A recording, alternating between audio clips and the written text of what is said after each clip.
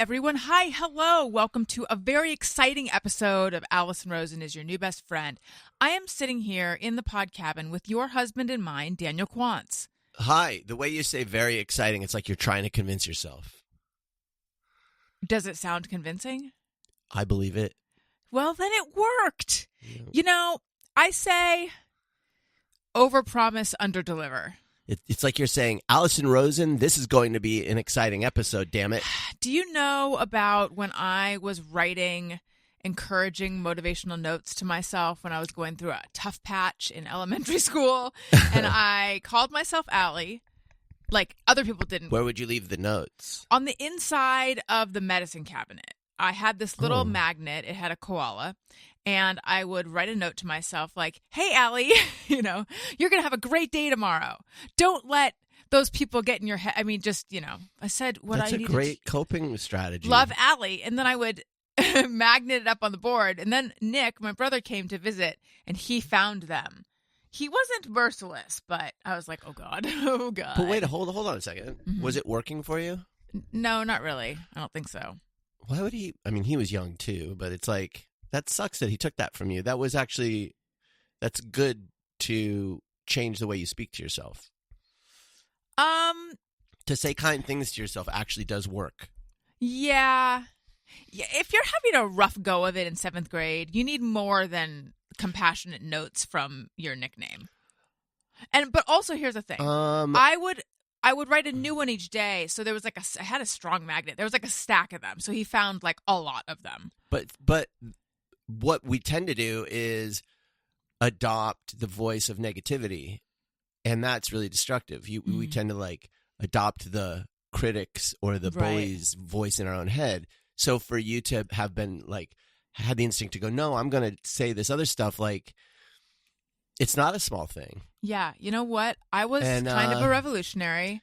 You were robbed of that. I was a revolutionary. I was like my hero, Evita Peron. And before you come after me saying she was fascist, she's only my hero in that I really like the musical Evita. Lots of Eva Peron historians listen to this show. And this is the number one podcast of Eva Peron historians. They all immediately were like, wait a minute, she's a fascist, so I'm glad you shut that down. Do you think that's the project of Eva Peron historians, to prove that she was fascist? Or do you think that they're trying to reclaim her, little Eva? Yeah. She didn't want them to cry for her. Did they cry for her? Have we settled Don't this? Cry for me, Argentina. But were they crying? I never left. Is it one of those things where everyone is listening to that going, we weren't gonna cry? Right. What? A little full of yourself. When someone's like, I don't want to hear about this on your show, or I don't want to read about this in your column. Don't flatter yourself. We weren't gonna cry for you. Yeah. Okay? Yeah. Chill. Right. Eva, I have some feelings about it, but I wasn't gonna cry. I mean, you're okay. Or was she don't cry liberal tears for me? Was that her thing? Yeah. Don't give... you're crying for me makes it all worth it. What a bitch. Oh. Anyway, I've been listening to Evita a lot in the shower, and I'll say, hey, SIRI, play Evita. And if I'm not careful, it just wants to play me... The Madonna version? I don't know, because it'll say, now playing Evita by Andrew Lloyd Webber. And I'm like, okay, good, this is the right one. But then it's something else. So I think it must be the Madonna one. They're all by Andrew Lloyd Webber. I know, but here's the thing. I need the silky, soothing sounds of your hall pass and mine, Mandy Patinkin. Well, because when he starts singing... Just do original Broadway. Eva Peron had every... Can we talk about the lyrics for a second? But first, to get it, just say... Evita original Broadway cast. Yeah, I know. I've learned that the hard way and forgotten that the easy way. It goes, now Eva Peron had every disadvantage you'd need in the world to succeed. Does that make sense? Had every disadvantage you'd need in the world to succeed. Yes. Wait. It's called poetry, honey. Oh, wait. So what they're saying is... She had exactly the right kinds of disadvantages. She didn't have the kinds of disadvantages that truly... handicap you. She had the kinds of disadvantages that have an absent gave her father and opportunities. you'll be a comedian. So I see. She was able to meet the right people through her disadvantages, or she was able to get certain lessons taught to her through her disadvantage. Like they were. I don't think that's what. I mean, I don't know. don't think- Listen, I'm not an Eva Peron historian, No, so but- I don't know what. Well, you could be a Webberhead. But I think that's what the implication is, right?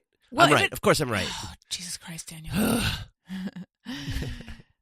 I don't know For any a of the second, details. I bought into what you were saying, and I thought that maybe that is what they're saying, as opposed to it just being a little bit lazy, because I feel like they're saying, I feel like what they're trying to say is all the things you'd need in this world, she didn't have those. So what's the line again? Now, Eva Peron had every disadvantage you'd need in the world to succeed. Yes. No money, no class, no something. There was nowhere she'd been by the age of 15. I actually think you're giving them more credit. Oh, no, oh, man. So, wait. Say it again. Say it again. She had every disadvantage in the world. You'd need in the world to succeed. No money, no class, no something. I'll look up what those are. There was nowhere she'd been by the age of 15. Those are not things that set you ahead. Well, maybe it Let's isn't. just look it up. I know. I didn't realize he defined it that way. Maybe it Yeah. is lazy writing. I like my now way better. Eva Peron had. Oh, here we go. Okay, so this is from on this night of 1,000 stars, and it says now Eva Peron had every disadvantage you need if you're going to succeed. No money, no class, no father, no bright lights. There was nowhere she'd been at the age of 15.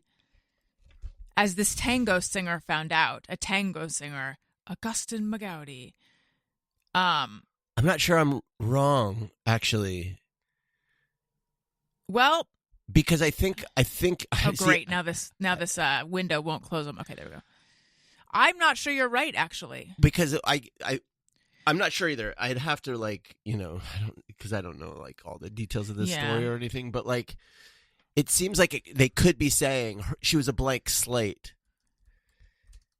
and so being a blank slate, like being someone who hadn't done anything, put her in a position to. We're gonna find out. That furious typing you're hearing. Take advantage of, Right. or be able to be molded, or whatever happened to her. I don't even know. I'm just making this shit. That's the only way it can make any sense. Well, Exhibit B of Andrew Lloyd Webber, perhaps. Although I think it was Tim Rice was the lyricist. Yeah. So I just don't think we're unfairly maligning. I just don't think a line like A.L. that would Dub. go unexamined. Okay. Like the way. Well, can I tell you something though? Sorry, like the way what? Why don't you look it up on Genius? What's Genius? Type in the name of that song, lyrics, Genius. You don't know Genius? It's like a website where you could look at the song lyrics and people will put the interpretation of each like line or whatever, so you can see what. All right, things mean. here we have. I was already on Genius. Okay, Genius. So find that line and click on it. Get that. So this brief line is changed to no cash. And so the only thing you can click on is no class, but it's changed to no cash in the film to portray the character in a kinder light to earlier productions. Okay, let's see. It seems... No one's offered an interpretation. Not really. of it. Hang on. No, not really. So get this, though. And this cracks me up, too, because I'm also deep in my Jesus Christ Superstar era. I just want to say, if that was Okay. Sondheim, that is my interpretation is what it would mean, because he liked to do that kind of wordplay. Yeah. I don't know if Tim Rice meant it that way. Okay, go ahead. I don't know dick about Tim Rice. And Go ahead. I doubt the listeners do either. Nobody does. No one does. That's Has the it- problem. People He's have like just- Pynchon and Salinger. People are just starting to learn about him. Salinger, right? Sounds Anyway, okay, so in Jesus Christ Superstar, oh God, I'm forgetting the line that precedes it, but there's a point at which he says, "You something, you Judas," Mhm. Yeah. which Yeah. How could that make sense? I understand that it is not a faithful rendition of any biblical story. Like before he betrays Jesus, is it a compliment? Right, or was I You, just like Alison. you, Daniel? Yeah, exactly. No, I think he means it like, no, you traitor, you Judas, is what he says. Which, again... Jesus says this? Yes, to Judas. You traitor, you Judas. Judas is probably confused. Jesus, who is half God, can see all time and knows the future. Oh, God, don't start with the record And player so- again. That's a callback to last week's episode. No, I'm just saying, like, Jesus already knows what's going to happen. So he already Which is knows funny that because he's a Judas. Judas already knows that Jesus Christ is like getting a little big A for his little britches. uppity. He doesn't say uppity, but just like, superstar. You're beginning to believe the things they say about you. Right. So can I tell you, I feel like this feels like deja vu. There's a few deja vu loops that my brain goes in, and I need to tell you what they are. But one of them is this. I repeatedly there's a small spider over there. I repeatedly, when listening to Jesus Christ Superstar, I get to the part where they're crucifying him, and I'm like, holy And you're shit. psyched. No, You're so I'm happy. not. I'm like, You this, love it. I fast forward through it. The Italian, the Roman in me Okay. always gets a little excited. The pacifist in me. The Jewish in you gets upset. No. Well, no, you'd be torn as You- a Jewish. Well, that's not what we call it. But no, I think, lick. It sounds like I said lick. Lick. Very fundamental understanding, rudimentary understanding of the first versus the second testaments. Old and new. But I think the Jewish part and the older part is more like eye for eye, tooth for tooth. Mm-hmm. Is that what it is? It's an eye for an eye and a cheek for a cheek. What is it really? Eye for well, now you've got me confused. Is it tooth for a tooth? An eye for an eye and a Tooth for a tooth? yes, of course it is that. No, what is it? Eye for an eye? Now I don't know. It does sound like cheek for a cheek, but I don't think that's right. And a tush for a tush. Eye For an eye and a tooth for a tooth. It is correct. When you say it, it sounds wrong. I know it does, and it seems like you're going backwards, like you got to heighten. Like I'd rather lose a tooth than an eye. Like, you know what? Take my, premolar or my molar. Honestly, you can take all my teeth before you take an eye. That's what I'm saying. Like, I mean, maybe they're trying I'm not inviting anyone to do that, by the way. I'm just saying. Yeah, please don't. I can't believe you made me doubt myself. Things sound incorrect when they come out of your mouth. Thank you very much. But you know what's funny? They sound correct when they come out of mine. Yeah. Tush for a tush. For a second, you had me convinced. So anyway, I think Old Testament, eye for eye, tooth for a tooth. Yeah. New Testament, turn the other cheek. Yeah. So if I were connecting with my Jewishness, Judaism, then I think I would be like, yeah, fuck them. But anyway, I connect with my Alisonism, which is very much like squeamish. It's like a new... Don't hurt him. I can't stand anyone being hurt. So anyway, I get to that point where it gets all, frenetic and they're like whipping him and stuff and counting. And I am reminded, oh yeah, this is the story of that. I keep forgetting what I'm listening to because I'm just listening to this rock opera that I love because I love the music and I love a line here and there, but I forget what this, we went and saw Jesus Christ Superstar at the Pantages. Were you surprised when they crucified him? Yes! I was like, oh, fuck.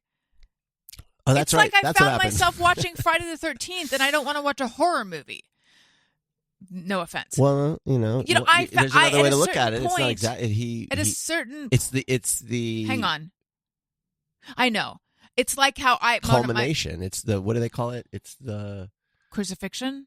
No, there's a word I'm forgetting, but it's coronation. No. What's it sound like? I'm sorry to people who know and are. It's the thing that was that needed to happen. It's the catalyst, the culmination of this whole thing, and I forget what the word is. Forget it. Well, also some people, feel that it had to happen. Sort of like you saw The Doors in the theater a number of times, but there's a scene where they prick their fingers. Jim and that other lady, not Meg the witchy yes. like journalist lady. She's not you're thinking of Mimi Rogers. Yeah. the witchy one, but she wasn't a journalist. But anyway, they pricked their finger, and I'm like, I love this movie, but I have to just get through this part. So I suppose there's an argument of like you have to get through the grisly part of the Jesus story, and then you get to the beautiful part. But my point is, I keep forgetting, and then I'm surprised when that happens. Right. And why? Oh, yes. And I feel like I've talked about that before. The other deja vu things are, there's 2 massive apologies that I owe people, and I cannot remember if I have given them to them or not. And I sort of feel like I've played it in my mind over and over again. Is it phone time? What's going on? Because I've got a lot of texts. I'm looking up what the word is. I'm trying to find.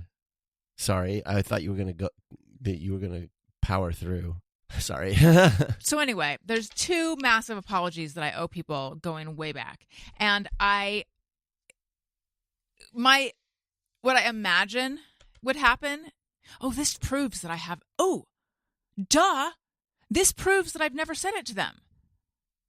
I just solved it because I played it out in my mind a lot, and I'm like, if I tried to go apologize to them, is it going to be like, yes, we already did this. You've done this like 3 times. Right. But I was just about to say what I imagine would happen if I did it, like their reaction. So obviously I haven't done it because I would know what their reaction was. But what I are just you solved talking it. I think that you think that I'm harder to understand than I really am, because on a recent Patreon, listen to me. I was just checked out, so I think I missed the setup. Okay, on a recent Patreon episode, and by the way, there are listeners who say that I should consider hosting a true crime podcast. That's how good I am, because I detailed a true crime incident that occurred in my own life. My own life was, and it an was episode compelling of and Dateline and 2020. I lined up the forensic evidence. I walked us through, and I figured out how I was able, and I explained how I was able to bust the case wide open, to crack it wide open. What, Daniel?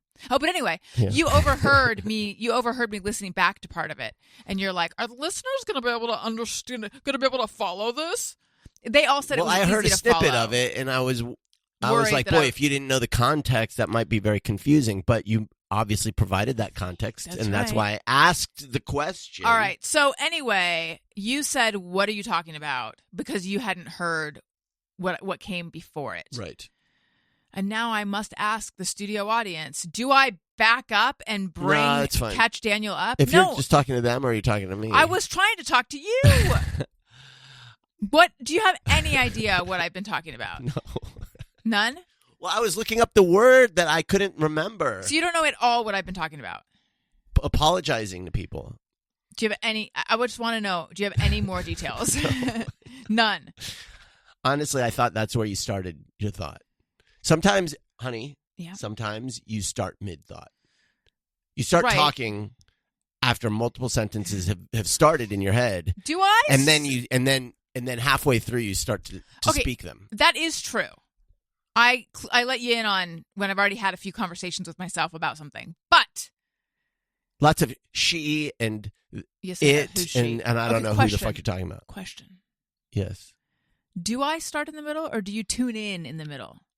Well, in this case, I must have just tuned in, although I thought that you started. I don't know if it's worth doing another lap on this. Yeah, probably not. But I will. I was saying there's 2 apologies that I need to give people, both from situations when I was in my 20s, which I may or may not go into. And You weren't sure if you had already apologized to those people. Oh, so I did hear. I feel you just hadn't told us what those were.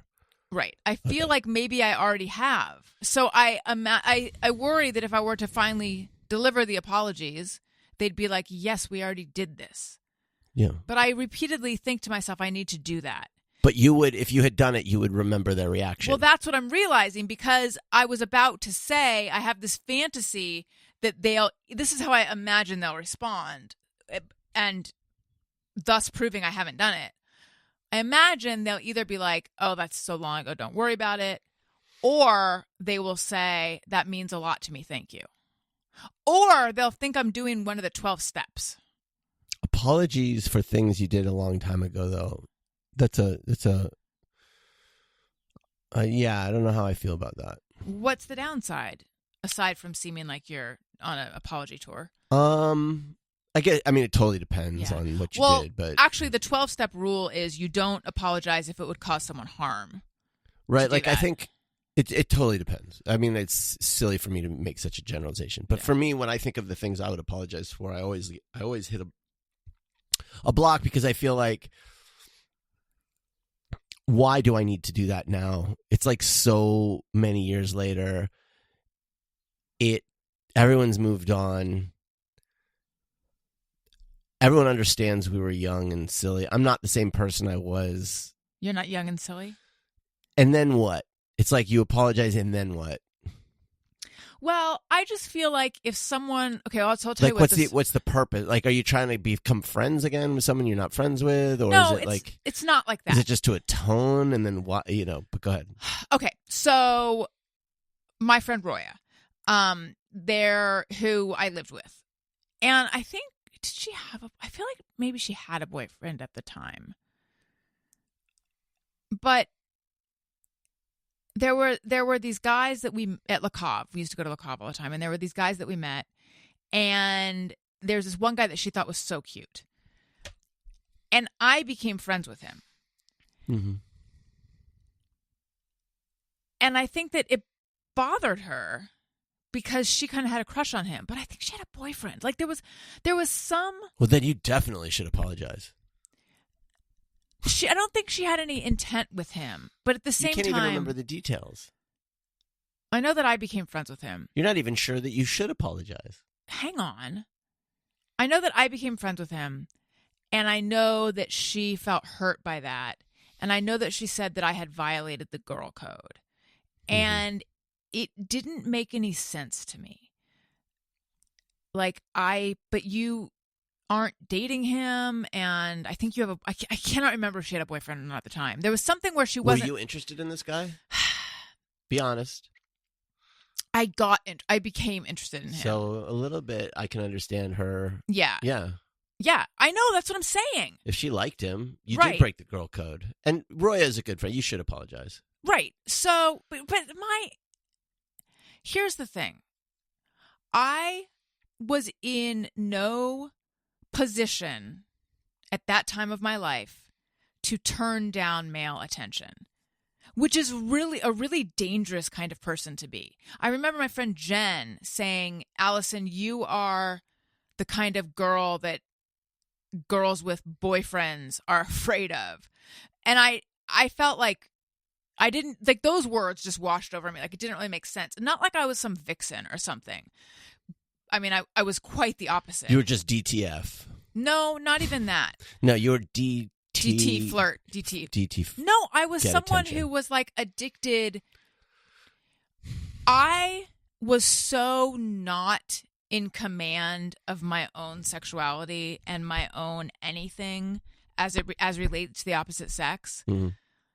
So I felt like every now and then, out of nowhere, some guy will make me feel so special, and then he'll disappear. And then I'll be just wanting to chase that feeling. Mm-hmm. And like the best I ever feel is when I'm out and someone is flirting with me. Someone who, but it's always that thing of like someone who, like a guy who has a girlfriend. Like there's no actual intent behind it. Right. That is like a drug to me. Mm-hmm. And it's a drug that I am addicted to. Like I can't say no to it. And so here's this super cute guy, not really my style, but still paying attention to me. It was beyond my skill set to say, you know what? My good friend kind of likes this guy. Right. So even though nothing's going to happen between her and him because she's a boyfriend, like that's the detail I can't remember. Like I know I had some justification. So I'm going to say no to that. Like I just was. Well, you can understand your own motivation and still be sorry about what you did. Yeah. Well, I think the thing that the reason I want to apologize is just I want to say, like, you know, But God, I feel like maybe I have already. This is so confusing. Maybe I should just ask her. Have I already said this before? Yeah, she's not going to be upset about it. Right. I just feel like... And probably won't even care. I mean, she's like married with kids. And, yeah. It's like... This is something that's like 25 years ago. It's so long ago. But I just felt very justified at the time. And in retrospect, I think I was in the wrong. And I see her side of it now. Right. So, and then the other one is her boyfriend was the drummer of my band. And I hooked up with a friend of his. So everyone was older than I was. And I hooked up with a friend of his. And it was that same thing of like all of a sudden someone's paying me attention to me from out of nowhere. And I think I'm sure I told you about this. And he pulled the guy aside and I think was kind of like the drummer pulled him aside. Yeah. Mm-hmm. It was his really good friend. Mm-hmm. At some point pulled him aside and was kind of like don't be messing around with her. Like I don't know. It was kind of like an older brother thing. Mm-hmm. And he said don't hurt her. Don't you know what he said, which is it was so painful to find out about at the time, but it was so true. He said she reads signals from guys wrong. It was so true. So she'll though. think you're serious when you're not serious is basically it. Yeah. And when I found out about that, I was livid. Mm-hmm. Livid. Like, how dare you get in the way of my life? And I mean, I had such a juvenile reaction. As an adult, I look back and I'm like, he was looking out for me. Well, that was kind. Yeah, but he called out a weakness. I mean, when you're young, it's really hard to hear someone, especially if they're a friend and they're close and they know you well. It's hard to hear them call out a true he was core also weakness of 10 years older than me, so he saw it all much more clearly. Yeah, it's just like it. Oh yeah, it took me many years to be able to tolerate that one. Like, it takes a lot of life experience and maturity to be able to, and honestly, it's never easy, but to have somebody close to you tell you a hard truth about your character and be able to hear it. He didn't even tell it to me. He told it to this guy who then told me. Right. But anyway, the band basically broke up over that. I can't remember all the details, but that was part of the band breaking up. But I wrote what this. What a shame. Yeah, we got back together, but we didn't break up over that. But that definitely was in the stew of reasons that we broke up. And then I wrote before that happened, though, I wrote this song that was basically about the drummer. And I remember him saying, I just hope this isn't about me. And me thinking well, I guess that was pretty transparent. But that's just a shitty thing to do. That's just a passive aggressive, underhanded, shitty thing to do. He knew it was about him. Yeah.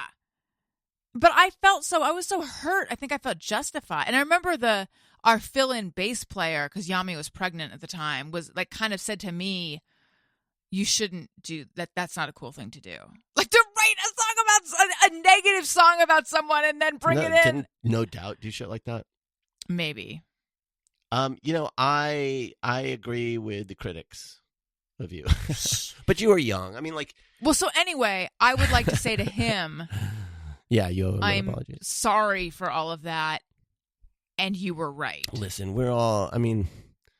I'm always amazed when I am witness to a person in their 20s who isn't an absolute right, someone who mess. marries their high school sweetheart and they live happily ever after. I'm always That's just weird. deeply suspicious of those 20-year-olds, 20-somethings who are just got their shit together, maturity, conduct themselves correctly in most situations. Who the fuck? How'd you do it?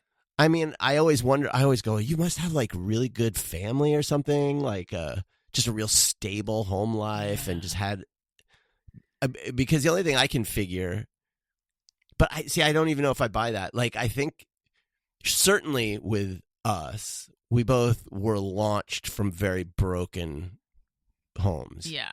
And with lots of... The irony being mine looked unbroken from the outside. But there was just so much dysfunction and, all personality the things. disorders and just, you weren't taught. I certainly was not ever taught or in any way how the world works, how people think. I wasn't socialized correctly. Oh my God, me neither. And so like, not because they neglected to socialize me, they didn't know how. I was neglected and they didn't know. Yeah. But yeah, so when I got to college and everything, it was just like I was basically an infant when it came to that. So like, I was very mature in some ways and like I said, like a baby in other ways. It took a while. So I think, okay, well, if someone didn't have those same handicaps, and I can think of friends that I had, but then I go, yeah, but the brain still is immature. Like you still don't know how to make, like, I don't know if there's a way out of being messy in your 20s. I think I don't know. When Yami and Paula, they came and they did a Patreon episode, and I think I started to kind of go in on some of this stuff of like, God, I was such a mess. And I think one of them was like, we all were. Yeah, like, exactly. We all were. There's just no way around it. Yeah. Like you just are. And honestly, it's kind of the fun of it. Mm. It's like if everybody's a mess, then it isn't such a big deal, right? I mean, you feel like it's a big deal because they're your memories and you cringe. There's the sloppy, icky, messy part. Right. That's not really the part that I feel bad about. Is the parts that I feel bad about are that I hurt people and that I felt justified doing it. That's the thing. Because that how they say like everyone's the hero in their own story. Like I felt that I was in the right. Yeah. But it's interesting juxtapose that with now where I feel very certain that I'm in the right with a number of things happening right now. The difference being I am right now. Right. Okay. Yeah. There's always the possibility that we'll get new perspective and find out. And being open to that is a good thing. I don't know if I look back at too many things and go like, I was wrong. There are some where I go, oh my God, like what the? But when I look at those things, I think I just didn't have enough life experience. What's an example, though? Because I don't think I know of any. I don't think I've heard any stories where you're like, I feel so bad about that thing that I did. I'd rather cringing. not. Okay. Yeah, it's just too. But like, just ways that I treated people. And you're just like, you're learning. You got to be easier. You got to take it easy on yourself. Yeah. Like you didn't have the perspective yet to know how to behave, and you didn't know, and you didn't have ChatGPT to answer all your questions. No, I don't know. I think for a while I was thinking a lot about those moments where the cringe moments, but I think I've reached a different point where now I look back and I just have a lot of fondness for that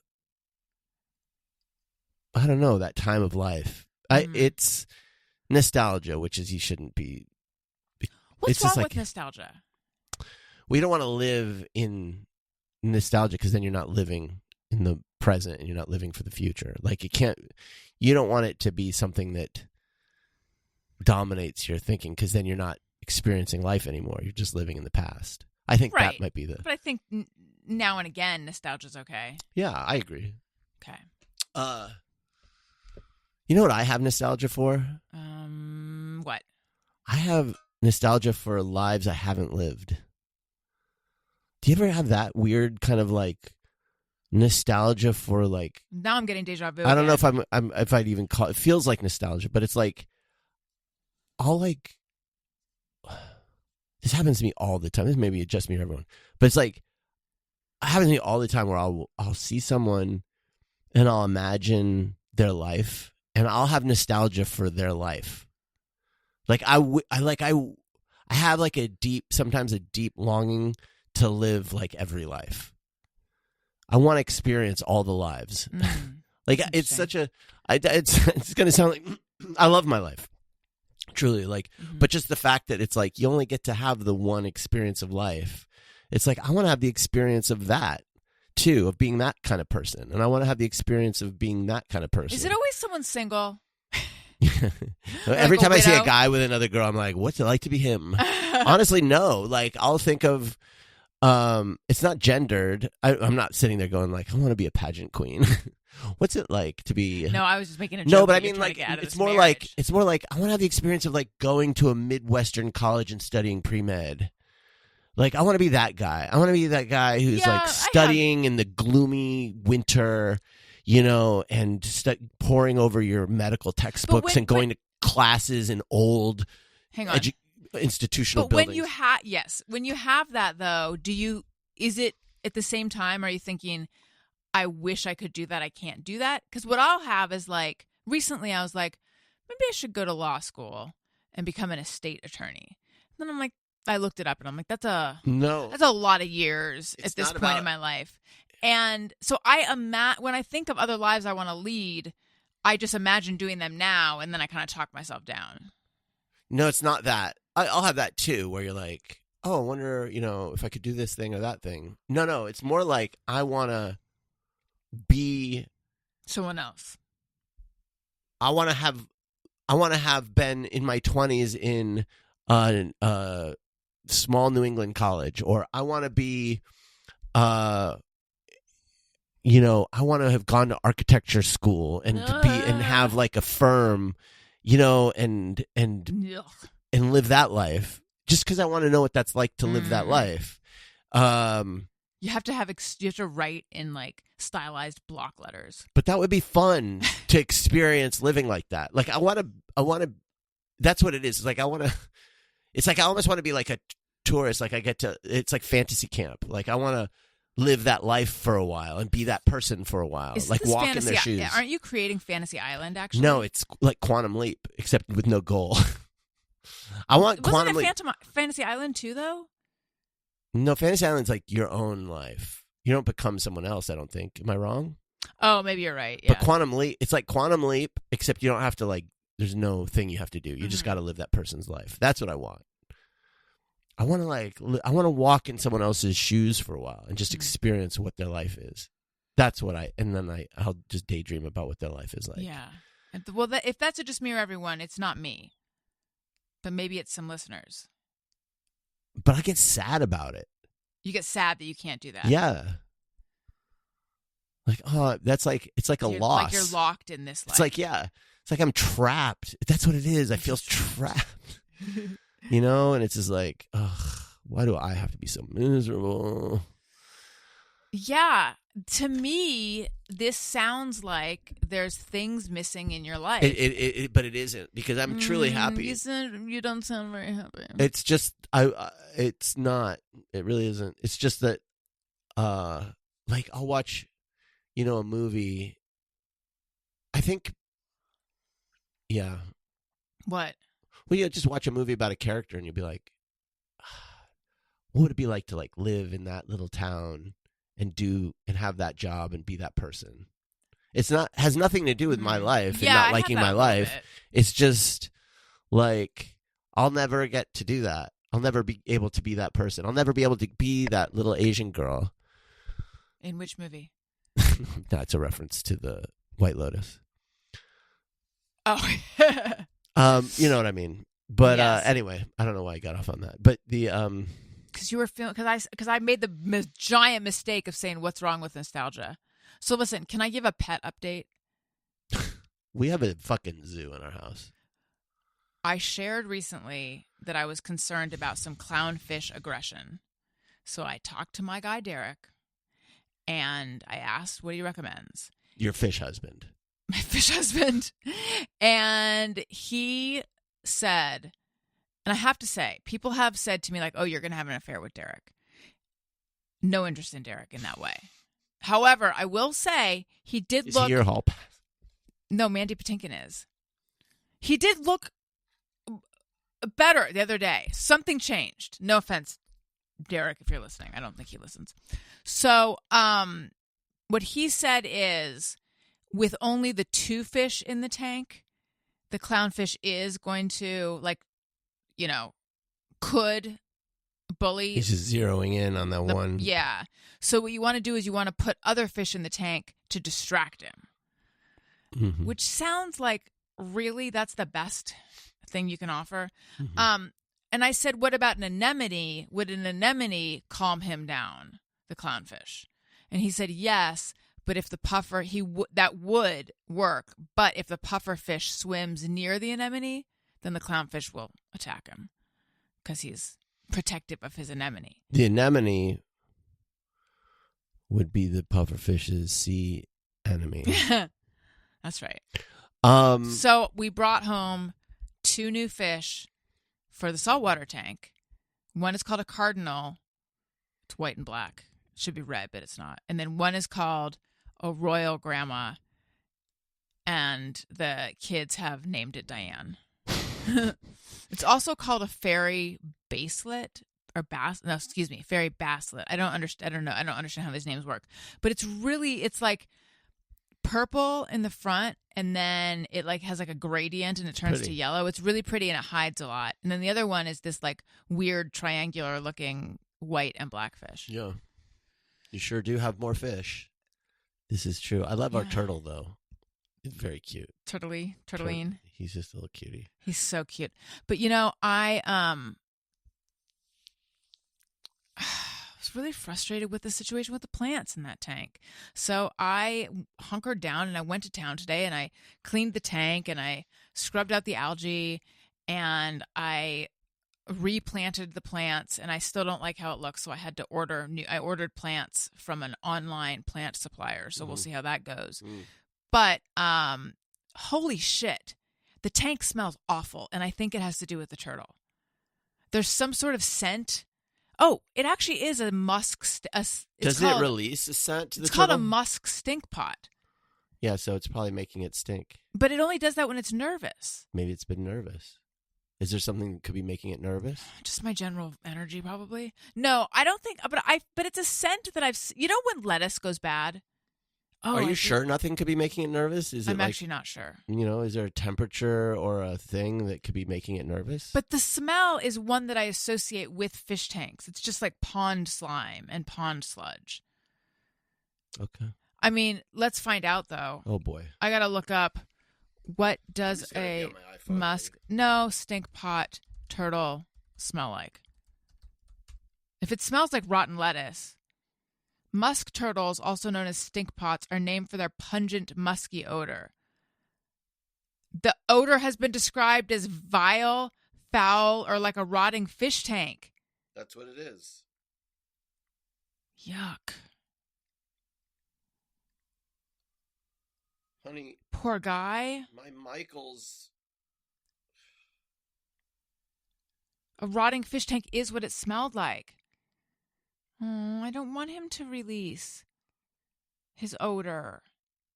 So you should probably figure out what's going on. Well, I wonder if it was because I took everything out of the fish tank today. He might have been freaked out. Honey, my Michael's voucher is going to expire if I don't go to Michael's soon. How much is your voucher for? $10. What'd you get it for? Spending money at Michael's. What are you going? Well, how long do you have? Is this like one of those? I have 2 days. Is this like one of those CVS? Maybe we go tomorrow. Can we talk about how short the CVS? I don't even care anymore. But the CVS receipt turnaround time is unreal. No, you got to do my hack, my CVS. Tell them your hack. Buy something, get the receipt, and then buy the rest of your stuff based on what the receipt is. But at that point, aren't you like, I would spend an extra $6 to not be here? No, you know how you do it? If you have to pick up a prescription, don't buy all the shit at the pharmacy. Right. Go get your prescription, pay for it. You'll get the mile-long receipt, and then you got to go to the thing anyway. Use your coupons then. See what I'm saying? The fact that you still go to CVS to pick up prescriptions is out of this world to me in a bad way. I just haven't. It's the worst. It is the worst. CVS, if you're listening, get your shit together. Well, I had stopped, but it's, my insurance last year made me choose between Walgreens and CVS, and if I have to choose, I'm going to go the 24-hour. Yeah, but we have a different insurance now. Well, I just haven't I haven't switched my prescriptions over. You want me to do Amazon? I mean, Amazon Pharmacy, that's the mail order with our new insurance, and I have been so impressed. Yeah, I just haven't done it yet. I'm sure there's that means something I have to like bad, call. I have to like reach out to my doctor. You can do it online. Honey. What? What, honey? You don't need to be the boss of me. Wow. Yeah. I'm the boss. I'm not just the boss of me. Yeah. I'm the boss of this family. In what way am I being the boss of you?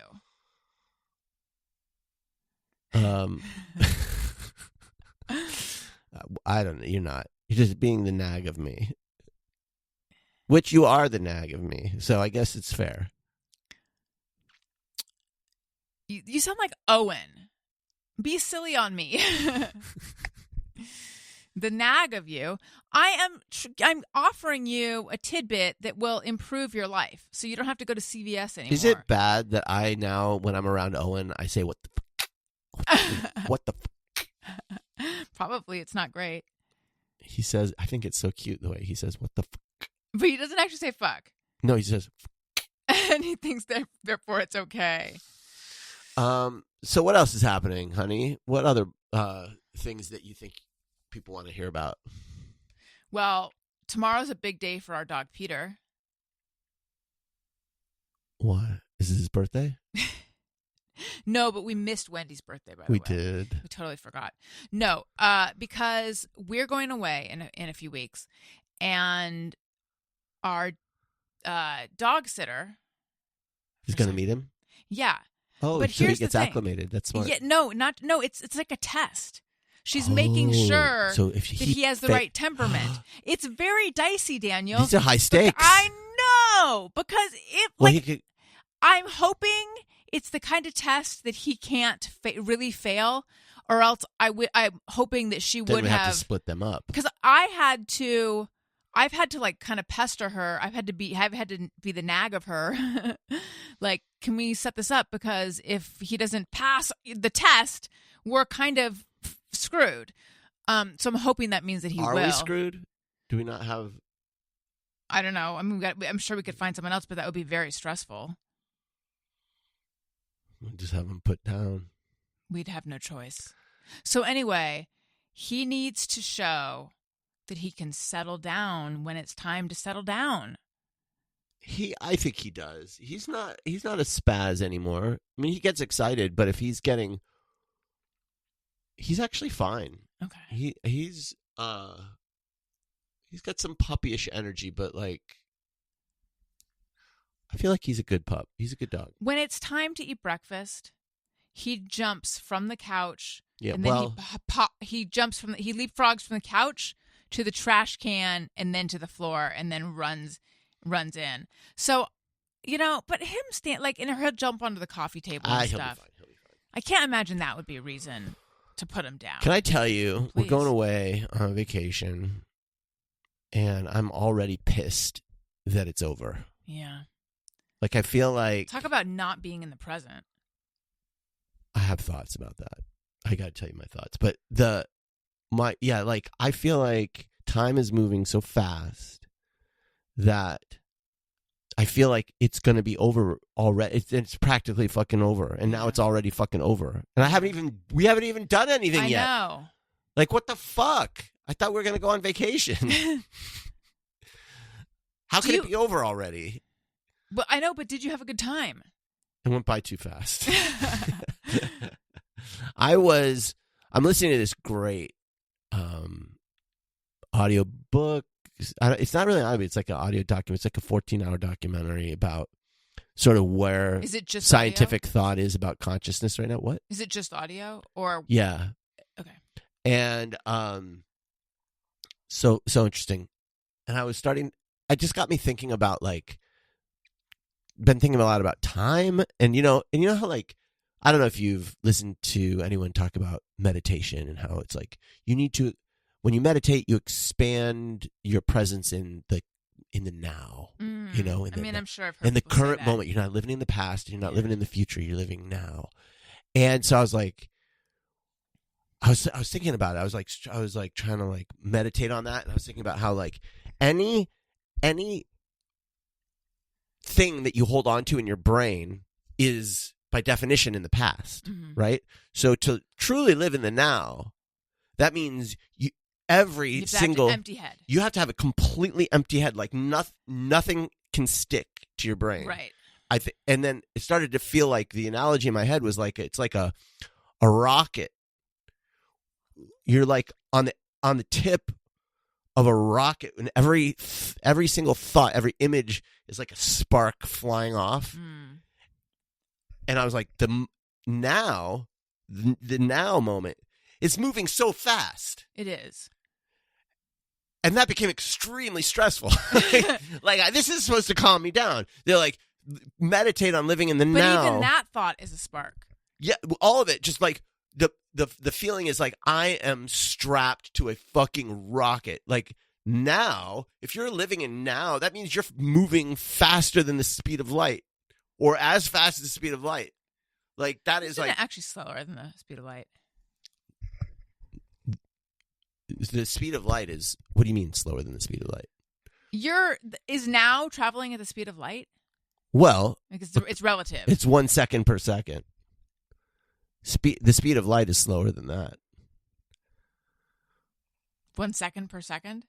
Yeah, because it's not instantaneous. I don't understand what we're talking about. So what I'm saying, nothing makes sense. I'm just saying, like, hey, meditation experts, stop fucking telling people to live in the now. That's super goddamn stressful. You might as well tell me to strap myself to the fucking tip of a fucking rocket. How long did you... I've meditated once or twice, so let me tell you what you did wrong. How long did you meditate for? Tell me. Oh, about 1 minute. Because until I started to get extreme anxiety in about my experience, how quickly time moves. In my experience, when you try to slow down and meditate, your brain starts spinning, fights against it for a little while and starts spinning against it. I'm just saying my brain needs a different analogy. And starts spinning out. And if you just like each thought, you just let it go like balloons or whatever, sparks. Not sparks, like something calm. You just touch it and let it go. Touch it. There it is. Let it go. There it is. Let it go. There it is. Let it go. You will burn off because what I'm hearing is anxiety. The anxiety will burn off, and then you will be in the moment. Don't. What is that? Yoga hands. I'm trying to. Daniel just made yoga hands. I'm trying to condense your thought and then put it in a little box, and I'm going to put it on the shelf so I can get a word in. Oh my God! Just finish hang it, on. My thoughts are burning away like sparks. Go ahead. I wish there was anyone else in the room, just so that I could say, "Can you get a load of this motherfucker?" Because my sense. I'm sorry, I have to analogize. You know how they do those studies in co-ed schools where boys talk 80% of the time. I'm making up these figures. And girls talk 20% of the time, but the perception is that the girls that talk 20% of the time talk 90% of the time. Yeah. That's how this feels. Because you're like, put your little thought in a box and let me stick it up your butt. I was kidding. I know. Go ahead. But I think that you have talked a lot, and I don't think I've talked that much, except now I'm flashing back to the earlier part of the show, and I guess I have talked a lot. Okay, go on, honey. Well, did you finish your thought, though? I mean, please do finish your thought. The end. I guess what I'm saying is, yes, what you're saying is, I think, a great way to... I always thought, like, oh, you're at the bottom of a lake or something, and the thoughts are like bubbles. And you're drifting, you watch them drift, whatever. But, which is much better than the idea of, like, trying to live in the present moment. Like, trying to expand the present moment and just live... when you're thinking... I'm saying, like, if that doesn't work for me. If you think about it like living in the moment, then the moment is like a thin membrane that is constantly on the edge of receding moments. Right. Like you are. Here I am. That's you living in the moment. Here we are. Yeah, and Listen, it's like you're just moving like and it's just like I don't. You're being way too literal. That's my point. It's like I was starting to get very literal about the idea, and it fucked me up, and then I couldn't relax, and so I have to find new metaphors or whatever ways of thinking about it. Well, I hope you find some. So we got haircuts today. There's a woman who comes to the house. This is the future of haircuts, by the way. Yeah. It's just having someone come to your house. Why go to a fucking salon and deal with all the shit and you got to tip the fucking... I found her from a mom group on Facebook, and usually only pain and agony comes from those groups. But initially we just had her come to give the kids haircuts, and then Daniel and I got haircuts today. I'm happy with mine. I have a mohawk. Daniel's not happy with his. No, I mean, you know, there's just a particular way I like my hair, and you're the only one who can. I'm the only one who can do it at this point. This way anymore. It's people who are trained trained shorter. hairstylists. It's shorter than you wanted. Trained hairstylists learn how to do hair in particular ways, and I think that, like, for me, the way I like it doesn't fit into any of the ways. Like, what's the difference? Tell me about your genre busting hair. I don't know how to, like, I don't know how to, they're taught to shape the head just in a particular way. I don't know how to describe it because I've been trained to cut hair, but it's like you layer it, you do the sides this way, and then you kind of like you cut the top to a certain level, and then you just line it up and you shape it back, and then it's all sort of relatively the same, right? Or it's like it's a quote unquote haircut. It's like it's like you're ordering from a menu. It's like, I'll get the Reuben, and the Reuben is a particular sandwich, and so she gave me the Reuben. You know what I mean? Like, based on what I had told her, she was like, oh, that's this haircut. And she gave me that haircut. And even the gal I used to go to, who was great, would give me a particular haircut. But I found that when I cut my own hair, it's I can, like, get it exactly right. And I'm not doing a type of haircut. I am literally just shaping you know what it is? It's like Miyagi with the bonsai. I'm like snip. You know what I mean? You only cut when I cut my own hair, I'm only cutting where the hair is ready to be cut. The hair tells me where it wants to be. There's no model sheet. Right.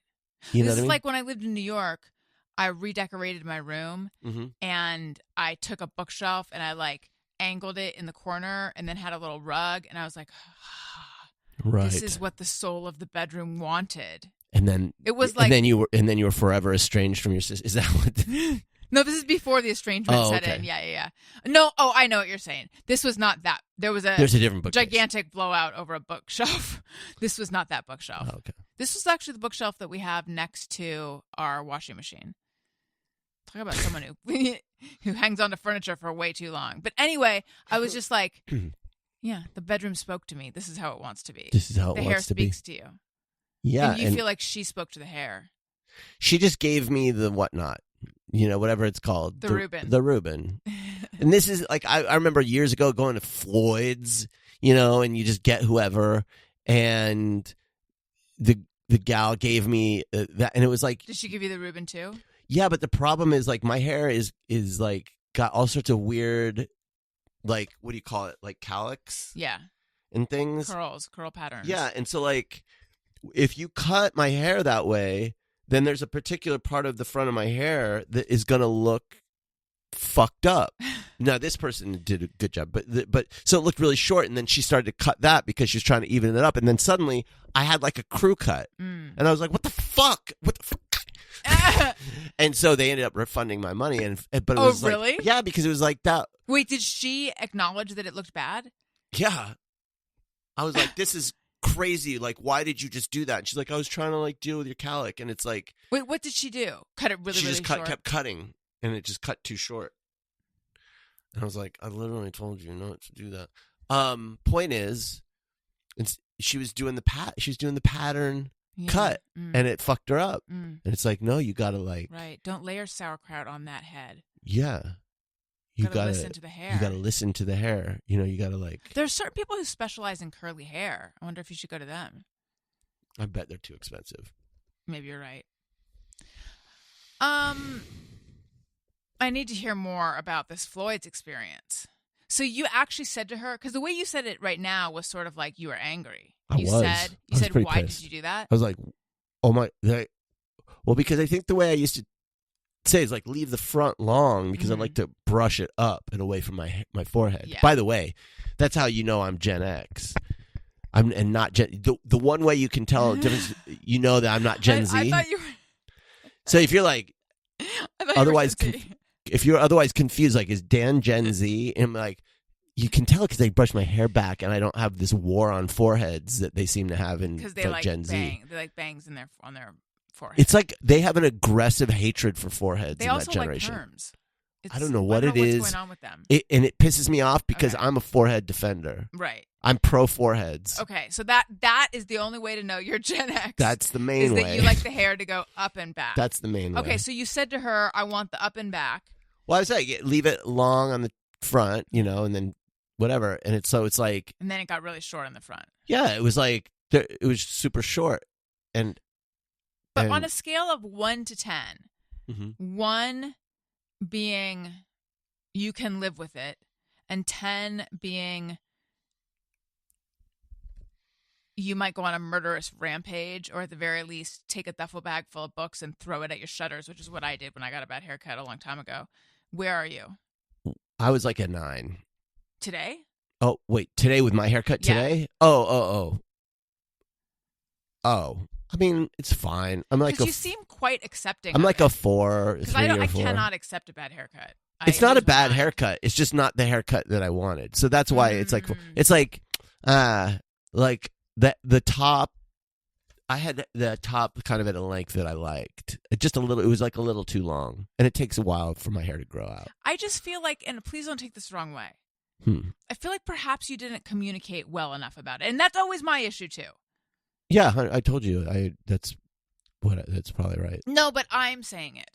Well, the problem is, like, you don't really know what they're. You got eagle eyes the whole time. I told her exactly what I wanted. Yeah. I didn't realize she didn't understand it until she'd already made the cuts. Yeah. Like, that's the problem. It's like, I don't know until she goes snip, and you're like, oh, okay.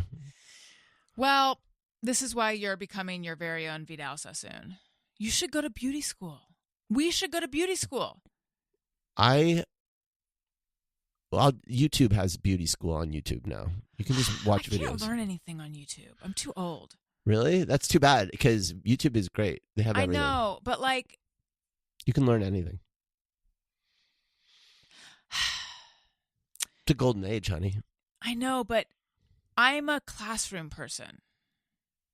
Yeah. Maybe an online Zoom classroom. I was talking to the gal who cut hair today about that. We were talking about the pandemic and how I was like, I don't think I would have done well with remote school. Yeah. Oh, no, I certainly wouldn't have. I mean... Because it turns out I'm lazy and undisciplined. Unless I'm highly motivated. I'm super lazy and undisciplined. That's not it turns out. I've always known this. I'm lucky that I'm fucking brilliant because, like, school, I didn't fucking barely do my homework. Yeah. And I hardly did the reading or whatever, and I got straight A's. Because I just, like... Nerd. School was easy to me. I'm not bragging. I'm just saying, like, I'm lucky. Because if school wasn't easy for me, I would have failed. Because I wasn't like that kid that was like... Did you not do the work in college either?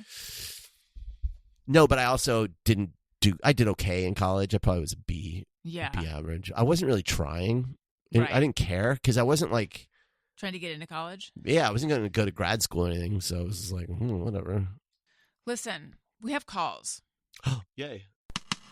Sometimes I ponder on something I have thought or done. Is it just me or everyone?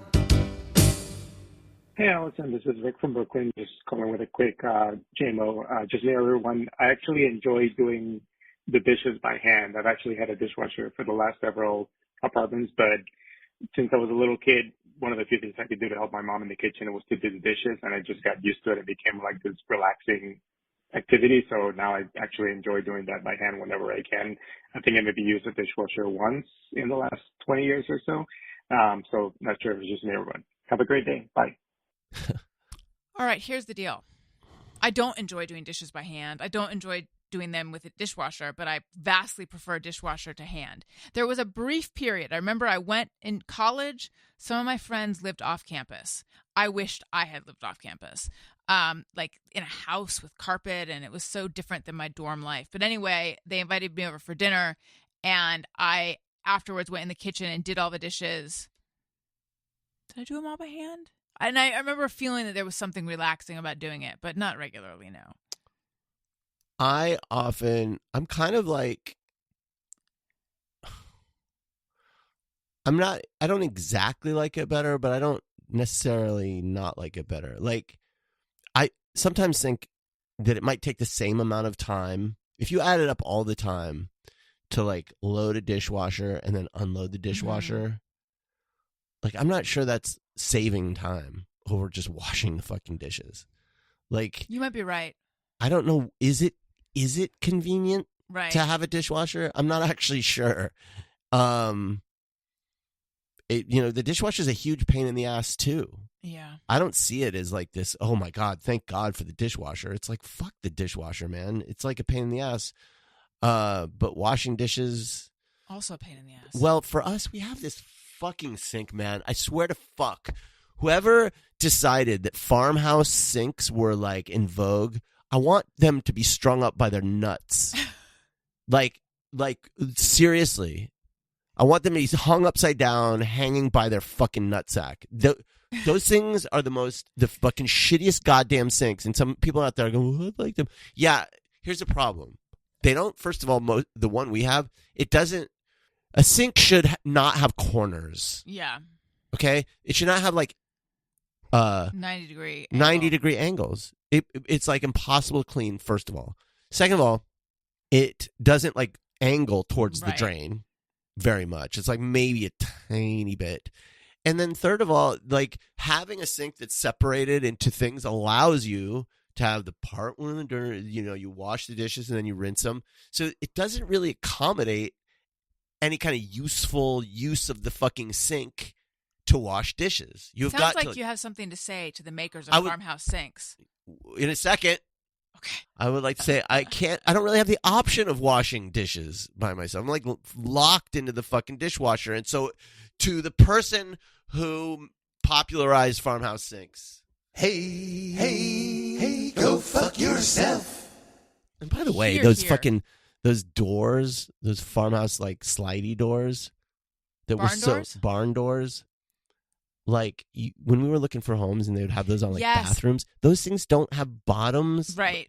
That's just a hint of door. Like, honestly, what's the difference between that and just having like one of those bead? Not much. It's basically the same. Yeah.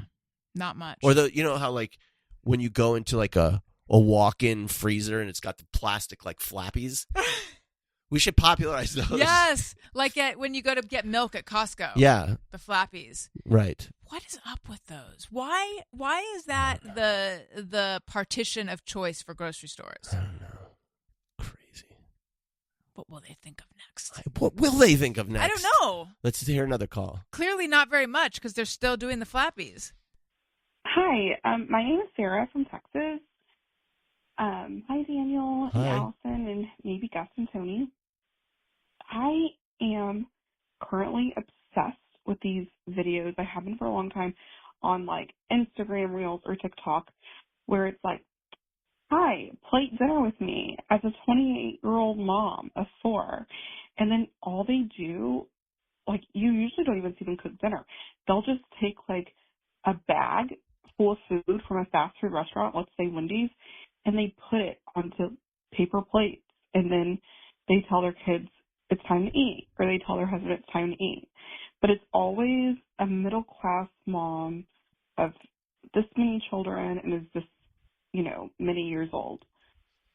I don't know why I'm so obsessed with watching people unwrap a junior bacon cheeseburger and put it on a paper plate, or buy 3 entrees from Chili's and an appetizer and divvy that up amongst their family. I can't stop watching them. I don't know.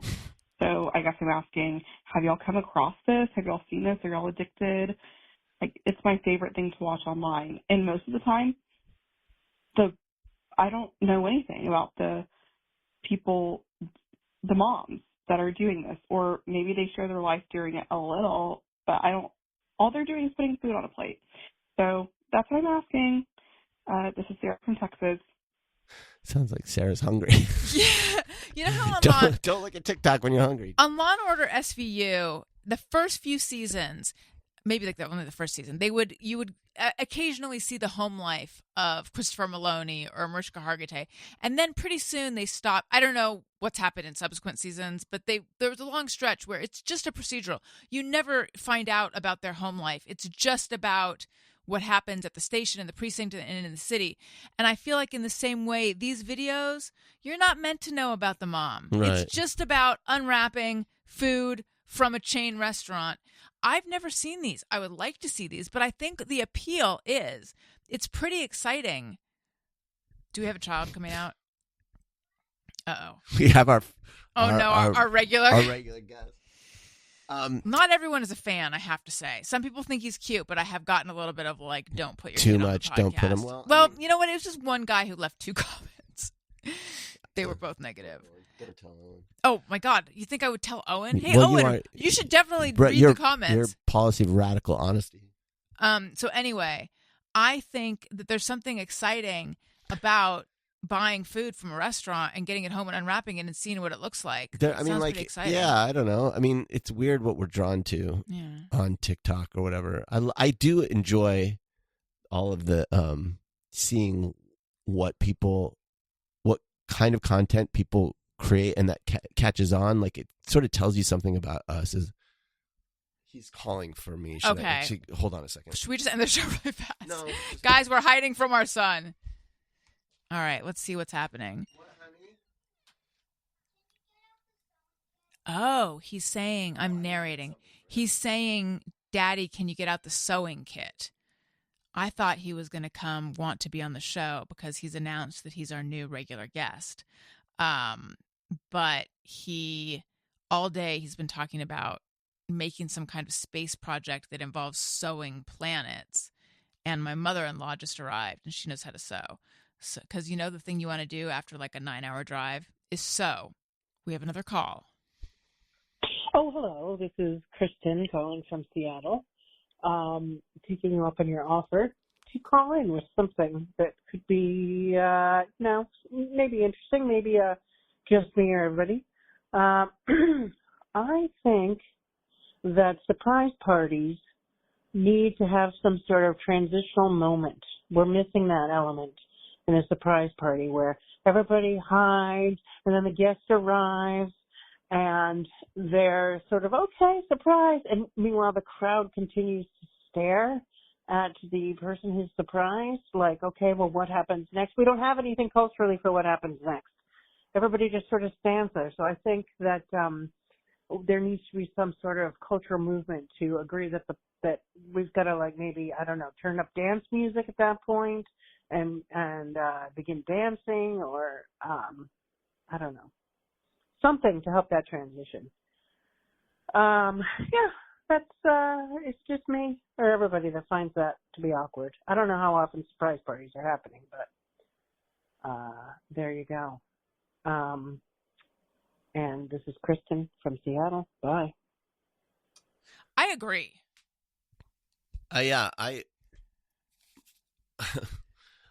You guys did a surprise party. We did a surprise party for your birthday. When I do my apology tour, I'm sorry. No, it was honestly one of the nicest things anyone's ever done. Like one of the nicest things that you didn't really enjoy. But it revealed something about me to me. Was it that you don't like surprises? It wasn't that it was a surprise.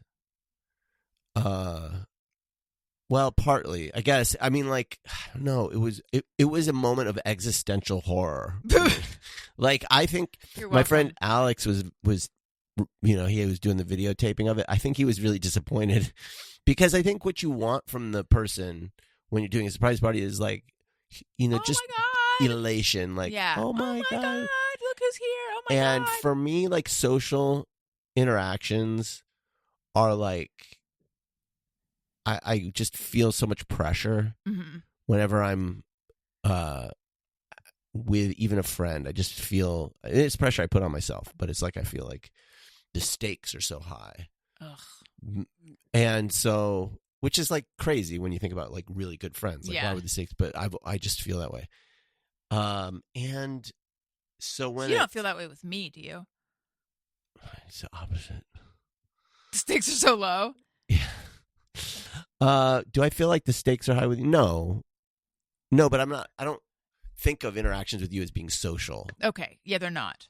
I'm just saying, like, when you go. No, I know. I just wanted to because what I'm hearing is you have trouble just being yourself.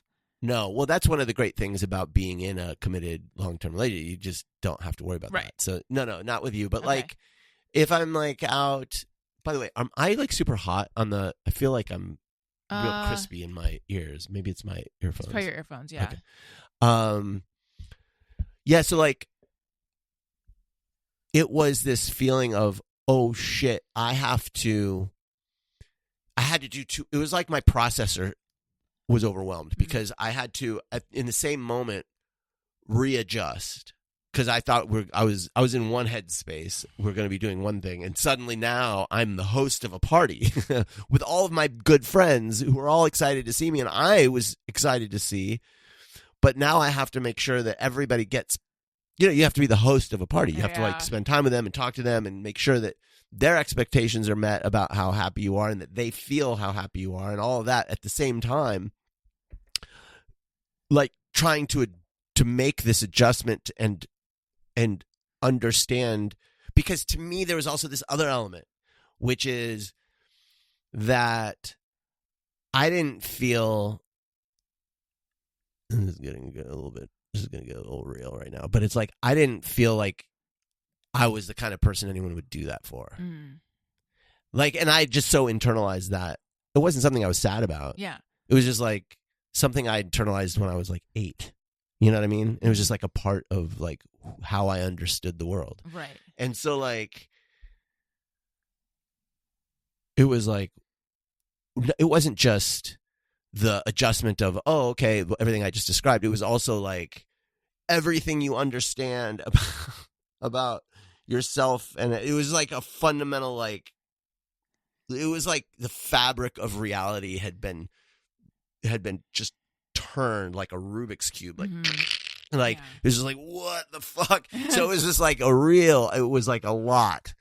And then I felt bad because I was really so happy and I really was so grateful and I just loved my friends so much for being there, but I didn't know how to give them the reaction that would have made them feel happy about it, because I was also having an existential crisis. I don't think anyone was upset. Yeah, I don't know. I just could look at you and could see that like there's a lot in that head right now. It was like, but it was good because it like forced me to rethink certain assumptions I'd made about. But I mean, if you had it to do over again, you probably wouldn't have a surprise party, right? Oh, I don't know. I think actually it's sort of in the way that like, I think it was a good thing that happened. I'm glad it happened. Well, I'm glad you got to have that experience. Yeah, I don't regret it. The only thing I regret is that I wasn't. I feel like if. See, that's. Oh, go ahead. Is more like I wish that I had been in the moment. Yes. See, I have to be more excited. I have to be in a certain headspace in order for something to go the way I want it to. I have to be in a certain headspace to like accept it. I know that sounds really woo woo, but some of the worst experiences of my life are when I just can't catch up to what's happening. Yeah. Or something's going like if I could redo our wedding, I would be in such a different place. Of course. I was thinking about that today, actually. I wasn't capable of it at the time. And so it went one way and I was going another way, and it's like, it just kind of spun. And I couldn't enjoy it at the time. And I feel like I would spend my whole time at a surprise party for me going like, but I didn't want to be wearing these pants and I didn't have a chance to put on my makeup or whatever, you know. Actually, now, you know, that's a really young thought of mine. I don't know that I care that much about that stuff I had now. Briefly considered having a surprise party for you for your 50th. Oh, I'm glad you didn't, but thank you. But then I thought, I didn't think that you would want that. It sounds like a lot. But thank you. But who was going to come and what were you going to do? I think I was going to reach out to your friends down in OC and see if anybody wanted to. But like, it felt like. Where was it going to be? Well, I hadn't gotten that far. Because maybe I want it. Just kidding. It was tough calculation. I guess I just thought for some of the reasons you just described, like you wouldn't. There's a lot of ways it could go wrong, I think. Yeah, I don't know. And then we talked about, I kind of like did a little bit of like fishing. Digging when I was like, I don't want to do anything. Yeah, I was like, how do you feel about you celebrating your? Oh yeah, your and I was like, I don't want to celebrate. And yeah, yeah, our wedding. I think the problem is like you can't. In hindsight, you can't be the person you are now. You can only be the person you were. Right. And if things happen that you weren't ready for, that you hadn't worked through yet, right. Yeah. then you can't expect yourself to have handled it differently. Right. Right. There was a lot of... That was really one of the last times, second to last time, I made myself really... Are you looking at this disgusting stuff I'm putting on the table? I wasn't, but... I wear a patch, HRT, and it leaves this like residue on my skin that I'm picking off, and it looks like some kind of like paper. Snake shedding its skin. One of the last times I made myself really vulnerable to my family, I think, and was disappointed. But then I can actually think of many more times after that. But still, that was a big one. Well, yeah, you hadn't protected yourself. You didn't. You didn't know yet, right? How to create boundaries, a safe space for yourself to have the experience, yeah, that you should, so that you could be present, yeah, in the ways that you needed to be present, and so it made you vulnerable. Juxtaposed with something that I was thinking about today, when we hosted Thanksgiving, yeah. And it was that was just this past year, and it was such a good, nice time with my family. Mm-hmm. I feel like they had a good time. Everyone was like on good behavior. It just required you learning about and understanding who you're dealing with, yeah, how they affect you, and then eliminating, and just controlling for those things. Right. So like. And that just comes, you can't know that before you know it. You have to like. It's so weird that that's the last time I saw my mom. No, I guess I saw her in the hospital when she was dying, but yeah, but that's the last time before. That's crazy, right? Really weird. Yeah. Yeah. And I had even been down in Orange County twice after that. I had to go to the dentist down there, and I didn't call her because I was like trying to beat traffic. And tell the listeners who traffic is. Good stuff. I know. This is where my brain is. I just, you know what? Oh, well. It's not fun being me, being locked in this head. Do you think I have fun? You certainly don't. Listen, guys, I want to thank everyone for listening. I'd like to remind you I'm on Patreon, patreon.com/AlisonRosen, and Substack, AlisonRosen.substack.com. Follow me everywhere. Daniel? Gosh, I wish I had places you could follow me. That would be fun for you. Follow me to follow him. Yeah, pretty much. Yeah. All right. Thank you for listening. I love you. You matter. Goodbye. Hey, do you know Alison, Rose, and Show.